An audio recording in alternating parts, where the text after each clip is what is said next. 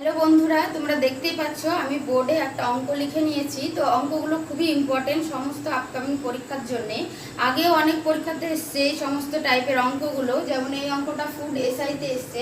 তো এই অঙ্কগুলো খুব ইজি, যদি আমরা ঠিকঠাকভাবে করি এবং খেয়াল করি কয়েক সেকেন্ডে উত্তরটা হয়ে যাবে। এখানে যেমন আমরা দেখতে পাচ্ছি 900% বাই 90%। একে কিন্তু আমরা নর্মালি কাটাকাটি করলে কত আসবে না 10 আসবে।